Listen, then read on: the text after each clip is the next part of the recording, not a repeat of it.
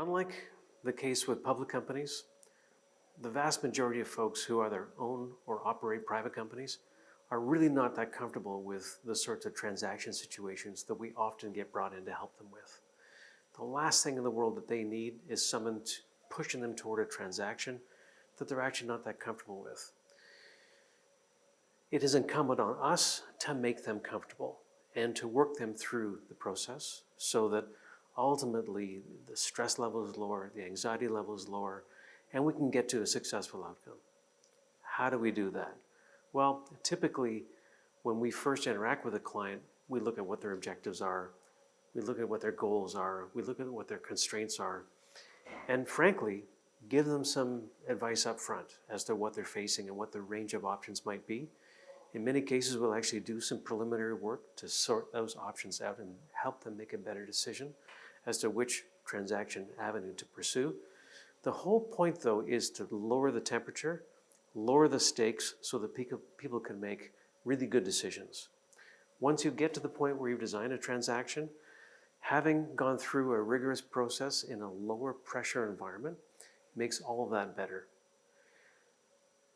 Difficult for us because the industry that we operate in is transaction oriented, and the economic incentives are often such that the incentives are to push someone toward a transaction.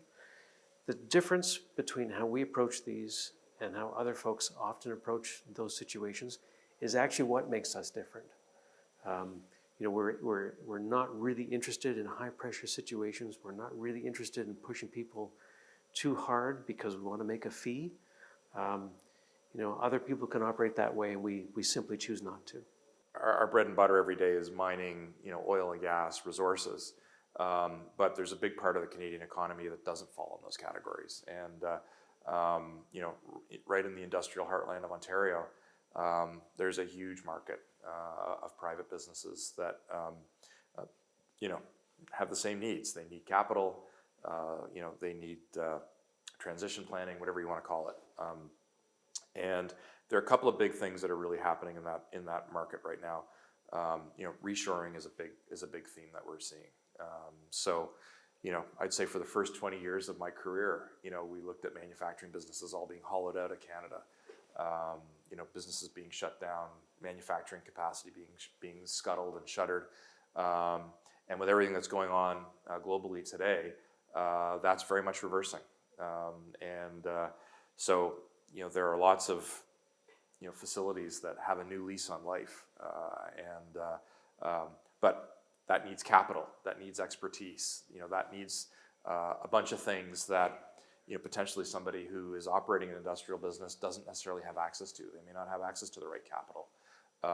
They may not have access to the right markets or what have you. And so that leads to the need to do various types of transformational transactions where these guys don't do that every day. They're in the business of making widgets. They're not in the business of finding a new distribution channel in the United States, or finding the right capital to help them buy a new piece of equipment or whatever it might be.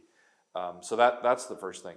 The second thing is that a lot of these businesses are held in families, and that's great, but a lot of the second and third generation of these families, they don't want to take over the business from the first generation. I find as I approach my 50s and my 60s, a lot of these people are my friends and people that I grew up with or people that I've done business with over the years.